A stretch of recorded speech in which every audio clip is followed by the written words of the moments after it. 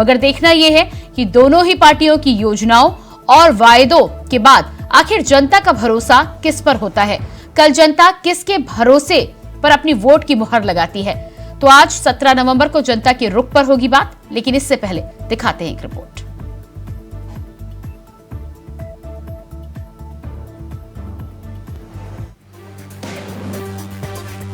छत्तीसगढ़ में कल दूसरे चरण की वोटिंग के लिए मैदान तैयार है, जिसमें कांग्रेस और बीजेपी दोनों ही पार्टियों के धुरंधरों ने पिच से लेकर बाउंड्री तक अपनी अपनी फील्ड जमाने में पूरी ताकत झोंक दी है। और यही वजह है कि सीएम भूपेश बघेल ने चुनावी मैदान में वोटरों को साधने के लिए 25 तो गृह मंत्री अमित शाह ने 11 सभाएं कर जनता को अपने पक्ष में बैटिंग करने के लिए मनाने में कोई कोर कसर नहीं छोड़ी। प्रचार प्रसार की बात करें तो चुनाव से महीने भर पहले ही बीजेपी और कांग्रेस की तरफ से 76 जनसभाएं कर जनता के बीच अपनी पैठ बनाने की पुरजोर कवायद की गई है। छत्तीसगढ़ वासी एक बार फिर दिसंबर में दीपावली मनाएंगे, जब 3 दिसंबर को छत्तीसगढ़ में भारतीय जनता पार्टी की सरकार बनेगी और तब लोग 18 लाख प्रधानमंत्री आवास पाएंगे। तब किसानों को प्रति एकड़ 65,100 रुपए उनके धान की कीमत मिलेगी। 25 दिसंबर को 2 साल का रुका हुआ बोनस उन्हें मिलेगा। माताओं बहनों को हर महीने 1,000 रुपया मिलना प्रारंभ होगा। पीएससी घोटाले के जांच का आदेश होगा। 500 रुपये में सिलेंडर मिलने लगेगा और तब मोदी की गारंटी पाकर छत्तीसगढ़ की जनता दिसंबर में एक बार फिर दीपावली मनाएगी।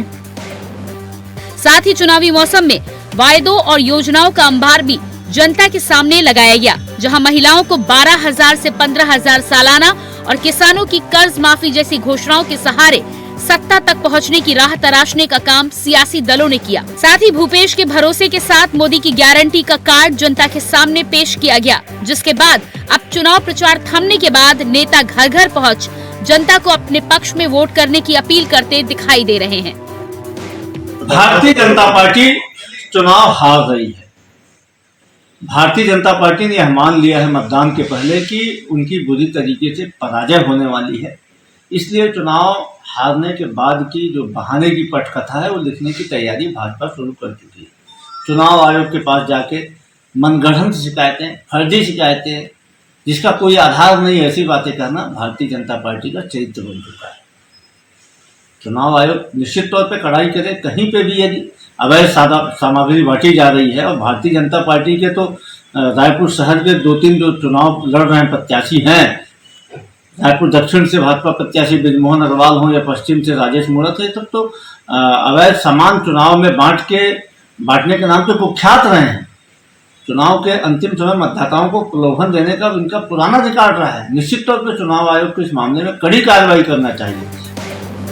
लेकिन इसी बीच छत्तीसगढ़ की जनता की बात करें तो किसी भी क्षेत्र में जनता का रुख भाप पाना हर किसी के लिए टेढ़ी खीर साबित हो रहा है। ऐसे में सवाल ये है कि तमाम योजनाओं के साथ ही चुनावी दौर में जनता के द्वार पहुंचने के बाद भी जनता आखिर भूपेश के भरोसे को कायम रखती है या मोदी की गारंटी पर मुहर लगाती है। Bureau report, India voice.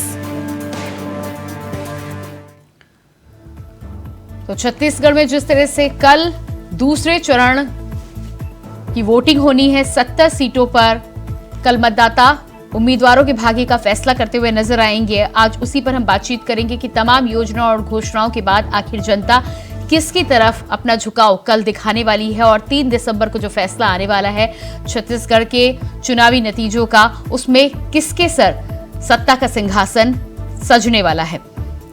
तो सीधे मेहमानों से आपका मैं परिचय करा देती हूँ। किरण बघेल जी, बीजेपी प्रवक्ता, हमारे साथ जुड़ चुकी हैं, बहुत स्वागत है आपका। अनिल सिंह चौहान, प्रवक्ता कांग्रेस से हमारे साथ हैं, आपका भी बहुत बहुत स्वागत है। और के शर्मा जी, वरिष्ठ पत्रकार, हमारे साथ जुड़ चुके हैं, आपका भी बहुत बहुत स्वागत है।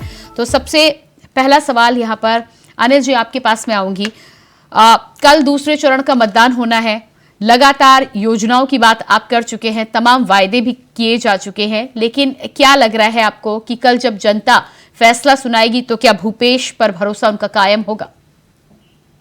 देखिए प्रियंका जी, छत्तीसगढ़ में जब छत्तीसगढ़ का निर्माण हुआ 2000 में, और उसके बाद 2003 से छत्तीसगढ़ ने चुनाव को पृथक से फेस किया छत्तीसगढ़ की जनता ने। 2003 से 2018 तक लगातार छल, धोखा और जिस तरह से वैमनस्यता की राजनीति हुई, कमीशनखोरी की राजनीति हुई, छत्तीसगढ़ की भोली भाली जनता का विश्वास लोकतंत्र से उठने लगा था। इसलिए आपने देखा होगा कि बड़ी संख्या में छत्तीसगढ़ के मतदाताओं ने कमर कस के जो 4-5 सीटों के अंदर 3 पंचवर्ती से आ रहा था, उसको एक बड़ा मैंडेट कांग्रेस को दिया, एक बड़ा बहुमत दिया, और हम 68 और फिर 71 सीटों पे काबिज हो गए।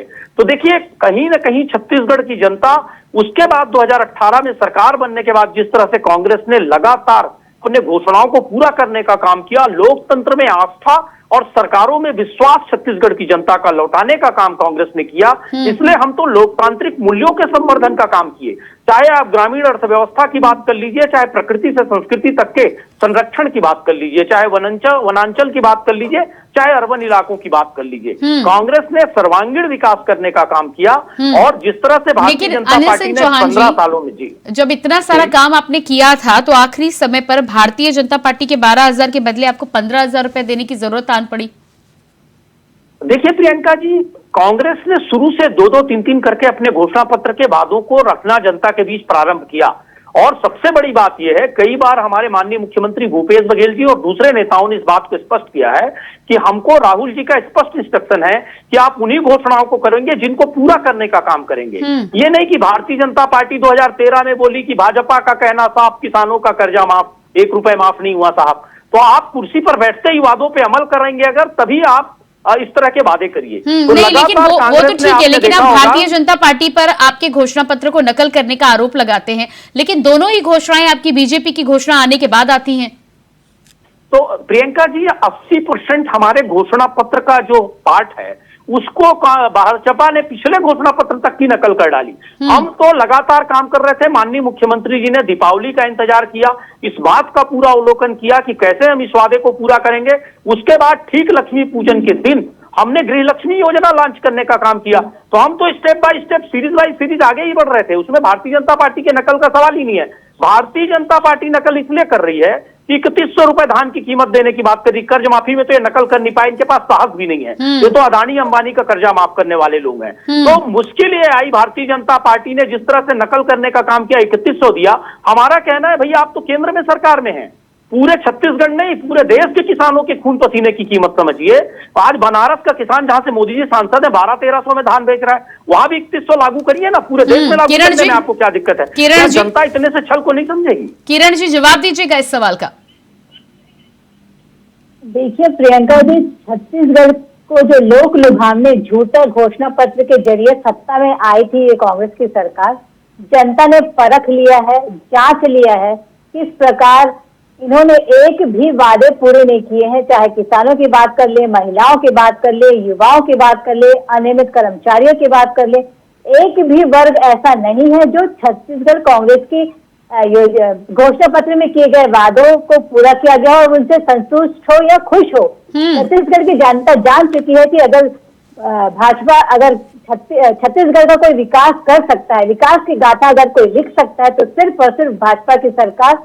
आप देख सकते हैं किस प्रकार छत्तीसगढ़ महतारी को उन्होंने 82,000 करोड़ के कर्जे में। लेकिन किरण जी, इस बार का आपका घोषणा पत्र देखा जाए, किरण जी, आप लोक लुभावन घोषणा पत्र का आरोप तो कांग्रेस पर लगा रही है, लेकिन इस बार का घोषणा पत्र आपका देखा जाए तो लगभग समानांतर है। ऐसा कौन सा आपने योजनाओं का जिक्र किया है जो कांग्रेस से बिल्कुल जुदा है और जिसको लेकर आप कांग्रेस पर यह आरोप लगा सके? देखिए प्रियंका जी, छत्तीसगढ़, हम इस बात से बिल्कुल इनकार नहीं कर सकते कि कृषि प्रधान क्षेत्र है और हमारा जो घोषणा पत्र है वो महिलाओं को, युवाओं को, किसानों को और समाज के सभी वर्ग को वो ध्यान में रखकर बनाया गया है। किसी खास वर्ग की या किसी वर्ग को छोड़ने की बात नहीं कही गई है। सभी वर्गों को और सभी क्षेत्र के लोगों को ध्यान में रखकर उनके उत्थान के लिए, उनके हित में घोषणाएं की गई हैं। चाहे महिलाओं की बात करें तो हमारे बगल के ही राज्य में, मध्य प्रदेश में, शिवराज सिंह चौहान जी की लाडली योजना ऑलरेडी चल रही थी। उससे कुछ प्रेरणा लेकर हमारी छत्तीसगढ़ और भाजपा ने भी प्रयास किया है कि महिलाओं को और सशक्त करने का प्रयास किया जाए, उनके सशक्तिकरण के लिए एक और बड़ा कदम उठाया जाए। हमने ऑलरेडी उज्ज्वला गैस योजना के नहीं तहत तो वो सब महिलाओं को वो सशक्त सब तो किया है। कांग्रेस के घोषणा पत्र में पहले से था। कर्ज माफी को लेकर वो आपको चैलेंज कर रहे हैं कि आप कर ही नहीं सकते, आप तो केंद्र की सरकार में, आप तो ज्यादा दिल खोल सकते थे। देखिए, आप कांग्रेस इस बात से इनकार नहीं कर सकती कि जो समर्थन मूल्य है उसमें से 22 तो हमारी केंद्र की सरकार देती है, और उससे जो डिफरेंस राशि है वो छत्तीसगढ़ कांग्रेस देके पूरी वाहवाही लूट लेती है। जनता और किसानों के बीच से ये बात बहुत क्लियर हो चुकी है। अब जनता जान चुकी है कि सिर्फ छत्तीसगढ़ कांग्रेस अपनी अंतर की राशि देकर वाहवाही लूटने का प्रयास कर रही है। अनिल जी, जवाब दीजिएगा। जी देखिए, सबसे पहले मैं हमारी विदुषी बहन माननीय बघेल जी ने कहा कि छत्तीसगढ़ महतारी के कर्जे की बात की इन्होंने। छत्तीसगढ़ महतारी की अव्वल तो भाजपा को 15 साल याद ही नहीं आई। अब छत्तीसगढ़ महतारी का छाया चित्र लगाकर झूठे पुष्प चढ़ाने का काम ये करते हैं। दूसरी बात प्रियंका जी, मैं आपका ध्यान आकृष्ट करना चाहूंगा कि हिंदुस्तान पर, हमारी भारत माता पर टोटल 55 लाख करोड़ का खर्च आजादी के बाद से अब तक का था। अब 160 लाख करोड़, माने 55 लाख की जगह 110 लाख करोड़ लगभग ये ले लिए कर्जा। ज्यादा कर्ज अनिल जी मनमोहन जी की सरकार ने उठाया है, इससे ज्यादा कर्ज मनमोहन जी की सरकार का है। आपकी बात का जवाब दे रहा हूँ। दूसरी बात, बहुत विनम्रता पूर्वक आग्रह करूंगा, ये बात कर रही थी किस चीज की, एक और सवाल इन्होंने दागा था, मेरे ध्यान से थोड़ा सा उतर रहा है। हाँ, इन्होंने कहा था कि हमने मतलब मध्य प्रदेश में लागू करने का काम किया। शिवराज सरकार ने वहां जो एक लाडली बहना योजना लाए, वो लगातार कभी 32 साल से ऊपर वालों को मिलेगा, कभी 34 साल से ऊपर वालों का मिलेगा, इस तरह से क्राइटेरिया करते रहे। आप यहां भी देखिए, एलपीजी की बात इन्होंने की, उसमें इन्होंने कह दिया कि उज्ज्वला वालों को मिलेगा। हमने तो स्पष्ट किया कि भाई हमारे पास कोई क्राइटेरिया नहीं है, चाहे वो बहन हो चाहे माँ हो। ये गृह लक्ष्मी योजना है, सभी लक्ष्मी है, चाहे बेटी हो चाहे माँ, सबको 15,000 रुपए मिलेगा साल में। दूसरी बात, हमने कहा एलपीजी में 500 रुपए की सब्सिडी मिलेगी। तीसरी बात, महत्वपूर्ण बात प्रियंका जी, मैं ये कहना चाहूंगा कि अगर कर्ज किसानों के लिए लिया गया, जहां जिस प्रदेश में किसान देश की रीढ़ की हड्डी हो, प्रदेश की रीढ़ की हड्डी हो, और 5 किसान रोज आत्महत्या कर रहे हो, तो क्या दिक्कत है? हमने 24 लाख करोड़ सोचिए, और कुछ चंद अरबपतियों का माफ करने का काम तो नहीं किया। वो ज्यादा बड़ा वो लोड है अर्थव्यवस्था पर कि 9,000 करोड़ चंद गरीबों का, किसानों का माफ करना बड़ा लोड है। आप अर्थव्यवस्था पर लोड की यदि बात करते हैं तो छत्तीसगढ़ का कर्ज आपको याद नहीं है? मैं आना चाहूंगी के शर्मा जी के पास। के शर्मा जी, छत्तीसगढ़ के कर्ज पर क्या कहना चाहेंगे आप? क्योंकि केंद्र के कर्ज की तो यहाँ पर बात कर रहे हैं, आज हम केंद्र को लेकर बात नहीं कर रहे हैं, लेकिन छत्तीसगढ़ में जिस तरह से रेवड़ियां बांटने का काम योजनाओं के द्वारा किया जा रहा है, उसका बोझ आखिरकार किस पर आएगा? निश्चित रूप से दोनों ही ओर से जो घोषणाएं की गई, कहा जा सकता है कि मुद्दों के आधार पर यदि राजनीति हो रही तो जन घोषणा पत्र 2018 में रहा, जिसके दम पर कांग्रेस की मजबूत सरकार बनी, और इस बार भाजपा भी उसी तर्ज पर एक मजबूत घोषणा पत्र लेके आई है, जिसको मोदी की गारंटी कहा गया है। और छत्तीसगढ़ में पहले से ही कांग्रेस में कहूँ कि भूपेश है तो भरोसा है का जो नारा चुनाव से पहले चला रहे थे, उनको शायद चुनाव में एक ज्यादा काम कर जाए। क्योंकि इन लोगों ने जो नरवा गुरवा गरवा बारी की बात करें, छत्तीसगढ़िया मॉडल की बात करें या छत्तीसगढ़िया वाद की बात करें, इस दिशा में जो कुछ काम किया है, ये एक बात महत्वपूर्ण बनता है। और दूसरी चीज ये है कि जो ऋण की मामला, ऋण यदि इतना बड़ा, निश्चित रूप से 54,000 था, 82,000 से ज्यादा का यदि कर्ज हमारे पास है, छत्तीसगढ़ पर है, तो ये जनता पर ही आएगा, ये जनता को समझना चाहिए। लेकिन जिस चीज को दे रहा है, आर्थिक स्थिति की भी बात करें ना, कोरोना काल में यदि छत्तीसगढ़ की आर्थिक स्थिति बेहतर रही है, किसानों का रकबा बढ़ा है, किसानों की संख्या बढ़ी है, और धान का जो उत्पादन यदि बढ़ा 160 लाख तक यदि पहुंची है, तो ये कहा जा सकता है कि छत्तीसगढ़ में इसका एक बेहतर परिणाम हमको देखने को मिला है। अब इस दिशा में जो काम हो रहा है, किसान मजबूत होंगे, छत्तीसगढ़ में ग्रामीण से पलायन रोकने की बात हो रही है, शिक्षा की मुफ्त शिक्षा की बात हो रही है, स्वास्थ्य सुविधाओं की बात है। कुल मिलाकर मुद्दों के आधार पर जो राजनीति हो रही है छत्तीसगढ़ के लिए बेहतर है। देखना है कि किस पर विश्वास करते हैं दोनों ही दलों की ओर से जो घोषणा पत्र। मुझे लगता है कि भाजपा पिछले समय में जो कहा, भूपेश बघेल ने भी कहा था कि भाजपा के कार्यकर्ता भी हमको मतदान कर रहे हैं क्योंकि हम ऋण माफी कर रहे हैं और किसानों को पर्याप्त राशि दे रहे हैं। तो ये स्थिति चूंकि भाजपा इस बार भी उसी तर्ज पर मैदान में आ गई, तो मुझे लगता है उसके मतदाता कितने वापस लौटे हैं। 42% से घट के जो 32% भाजपा को वोटिंग परसेंट चले गया था, उसमें कितना सुधार होता है। और 3% 40 से 43 तक जो कांग्रेस का परसेंटेज 2013 की तुलना में 2018 में केवल 3% का गेन की थी, लेकिन सीटों की संख्या आप देखिए 38 से जाके आप 68 में चले जाते हैं। तो ये एक बड़ी चेंज है। तो चुनाव जो है फाइट मजबूत हो चुका है और इस दिशा में जनता को विचार करना है। जो घोषणा पत्र है उसको लेकर के, राज्य के ऋण को लेकर, सोशल मीडिया के माध्यम से, इलेक्ट्रॉनिक मीडिया के माध्यम से, प्रिंट मीडिया के माध्यम से लोगों को इतनी जागरूकता आ चुकी है कि ये सब विषय गांव में जाएंगे, गांव के लोग चौक चौराहों में ये सब विषयों पर चर्चा करते आपको नजर आएंगे।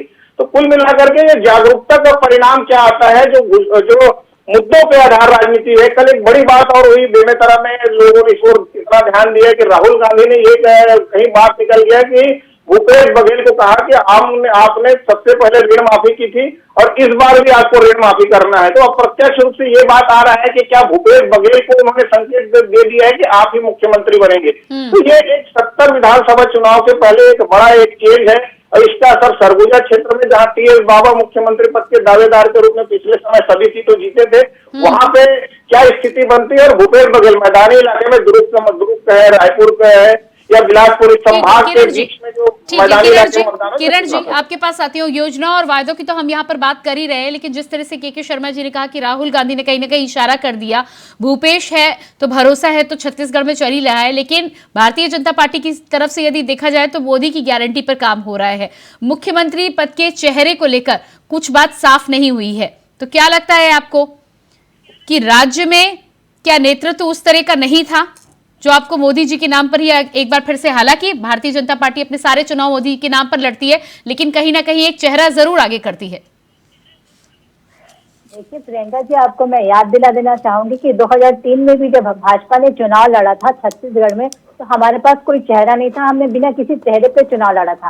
उसके बाद भी जनता ने हमें स्पष्ट बहुमत दिया और हमें सत्ता पे बिठाया।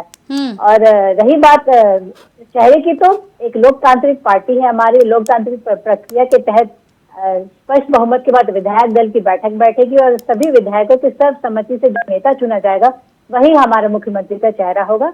और मैं तो यही कहना चाहूंगी कि चुनौती तो कांग्रेस के लिए है, क्योंकि पहले ये कहते थे कि भूपेश है तो भरोसा है, और घोटाले जिस प्रकार परत दर परत घोटाले आए, तो अब इनका कहना हो गया है कि कांग्रेस है तो भरोसा है। तो मुझे लगता है कि कहीं ना कहीं भूपेश बघेल जी की विश्वसनीयता है या जो चेहरा था वो शेष नेतृत्व के ऊपर से या जनता के ऊपर से, जनता इनके ऊपर से भरोसा खो चुकी है भूपेश बघेल जी के ऊपर से। और पिछले घोषणा पत्र में जो वादे किए थे भूपेश बघेल जी के द्वारा वो भी पूरा करने में असफल रही है ये सरकार और इनका चेहरा। लेकिन मुझे लगता है चुनौती लेकिन किरण जी, कांग्रेस तो बार बार दावा करती है कि 36 में से 34 घोषणाएं उन्होंने अपनी पूरी की है, 95% काम करके दिखाया है उन्होंने। तो क्या प्रियंका जी, इनके ही उप मुख्यमंत्री के द्वारा जो कही गई थी बात की है, 11 पे हमने वादे पूरे किए, 11 पे काम चल रहा है और कुछ वादों तक को तो हमने हाथ तक नहीं लगाया। तो क्या हम इनके उप मुख्यमंत्री टीएस सिंहदेव जी की बात को झुठला दे?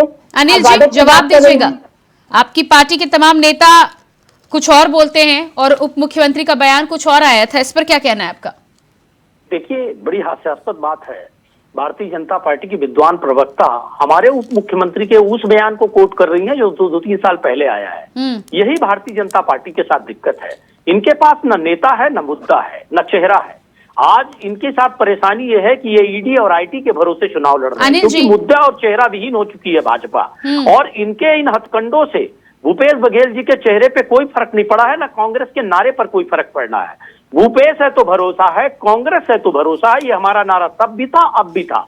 और भारतीय जनता पार्टी जनता को जितना ध्रुवीकरण के माध्यम से या गुमराह करके या दूसरे तरीकों से बहुत प्रयास करके देख ली है, और भारतीय जनता पार्टी को अब समझ में आ गया है कि हम इनको चुनाव में मुद्दों के आधार पर या चेहरे के आधार पर नहीं हरा सकते। और बड़ा दम्भ तो भाजपा का तब टूट गया जब अदानी जी का फाइनेंस भी फेल हो गया। तो छत्तीसगढ़ की जनता बहुत जागरूक है, किसी प्रलोभन में नहीं आती, किसी तरह के झूठे वादों में नहीं आती, और इनको 3 पंचवर्षीय देख चुकी है कि इन्होंने क्या किया, कैसे जनता को गुमराह किया। तो मैं ये मानता हूं कि पिछली बार जनता ने जो हमको 68 का मैंडेट दिया था वो ज्यादा देंगे, 75 पार इसलिए होगी कि जनता ये भी जानती है कि चाहे मध्य प्रदेश हो, चाहे महाराष्ट्र हो, चाहे जिस तरह से 300 विधायकों को इन्होंने खरीदने का काम किया, लोकतंत्र में एक मंडी लगाने का काम किया, तो जनता ये जानती है कि भैया छोटा मोटा बहुमत पे नहीं, खरीद ठीक फरोख्त है कर अनिल लेते जी, हैं। अनिल जी, इसलिए बड़ा लेकिन बहुमत लेकिन कांग्रेस पिछली को बार देगी। पिछली बार के चुनाव को लेकर जो सबसे बड़ी बात बार बार आ रही है कि आप जिस तरह का घोषणा पत्र लेकर आए थे और उसके जरिए जनता ने आप पर भरोसा जताया था। घोषणा पत्र के मामले में पिछली बार भाजपा आपसे पीछे थी, यही वजह है कि शायद जनता ने आपको ज्यादा मैंडेट दिया, लेकिन इस बार कांटे की टक्कर है।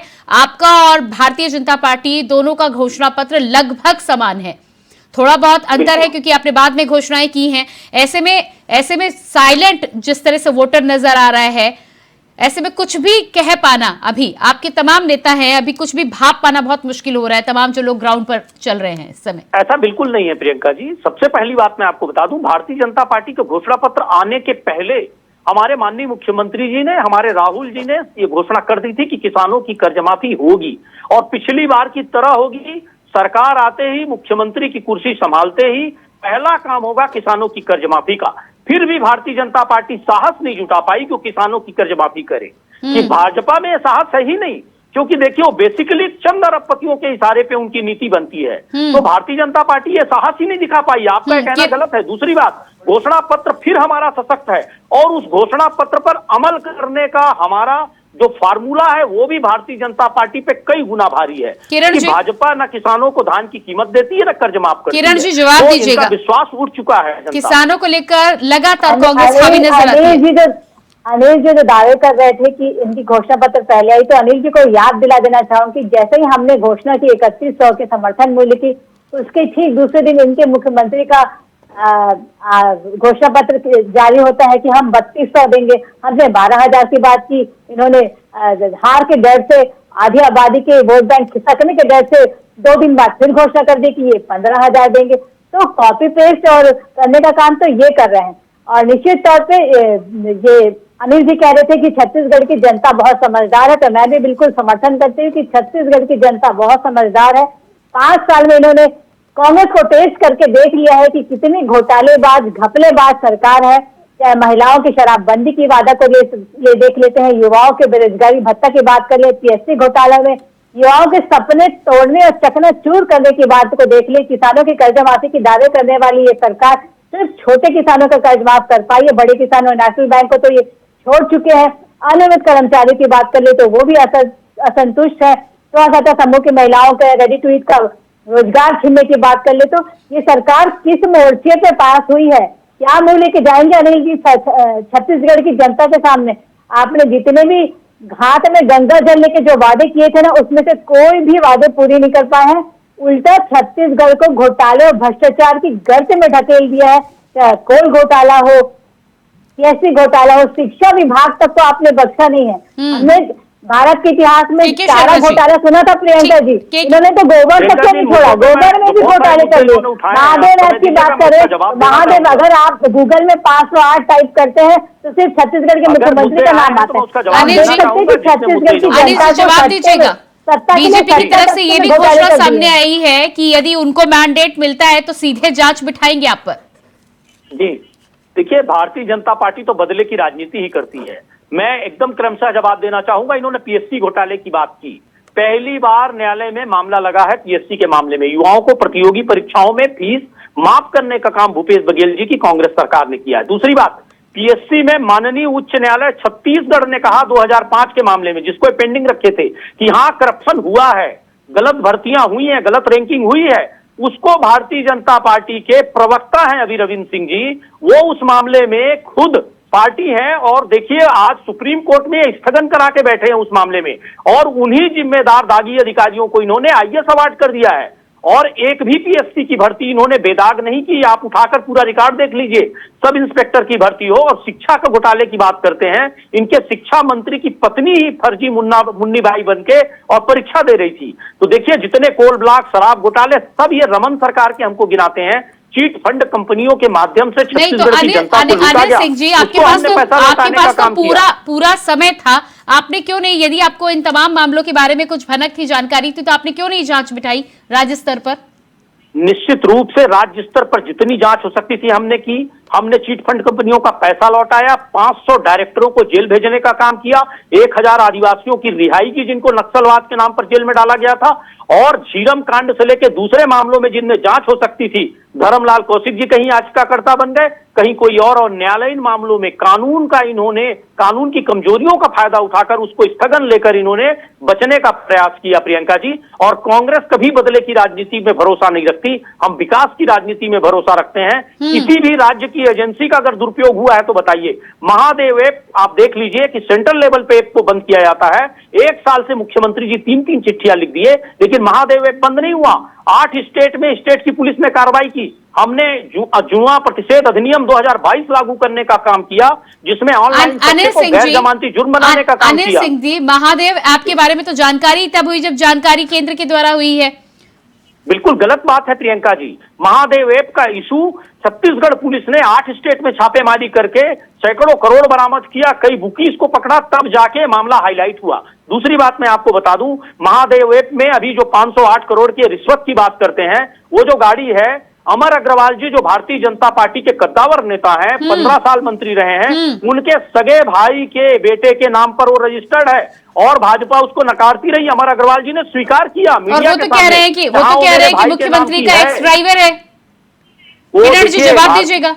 उसका वो मुख्यमंत्री जी के जिसको ये ड्राइवर बता रहे हैं, उस ड्राइवर ने बयान दे दिया कैसे मुझे ईडी ने दबाव बनाकर और बयान दिलवाया है। निश्चित तौर पर प्रियंका जी मैं सहमत हूँ। अगर कोई दोषी अगर किसी की गाड़ी के इस कार्यवाही में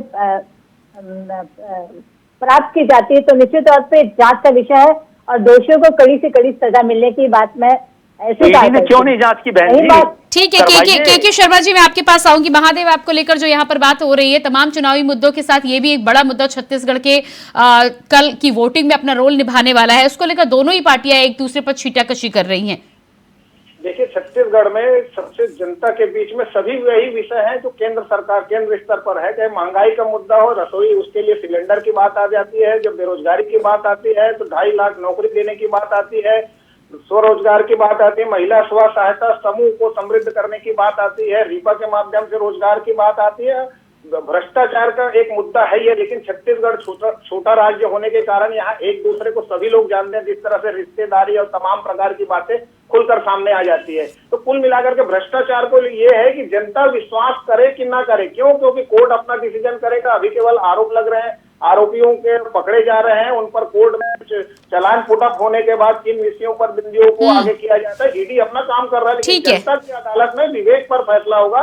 और छत्तीसगढ़ की जनता जो है अपने खनिज संसाधन बचाने के लिए जिस तरह से कोयला खनन की बात आती है, के शर्मा जी समय मेरे पास नहीं है, बहुत धन्यवाद मैं आपका करना चाहूंगी। अनिल जी बहुत धन्यवाद आपका भी, और किरण जी आपका भी बहुत बहुत धन्यवाद। तो जिस तरह से छत्तीसगढ़ की तमाम योजनाओं और मुद्दों को लेकर हम चर्चा कर रहे थे, कल वोटिंग होनी है, दूसरे चरण का मतदान है, और 70 सीटों पर मतदाता उम्मीदवारों के भाग्य का फैसला करने वाले हैं। देखना ही होगा कि इन तमाम योजनाओं और वादों के साथ जो मुद्दे छत्तीसगढ़ की राजनीति में इस समय तैर रहे हैं, उस पर जनता अपना क्या आखिरी फैसला सुनाती है, और उस फैसले के बाद किसकी तरफ किसके पक्ष में अपने वोट की मोहर लगाती है। फिलहाल हमारे इस खास कार्यक्रम में इतना ही। खबरों के लिए बने रहिए इंडिया वॉइस के साथ। मुझे दीजिए इजाजत, नमस्कार।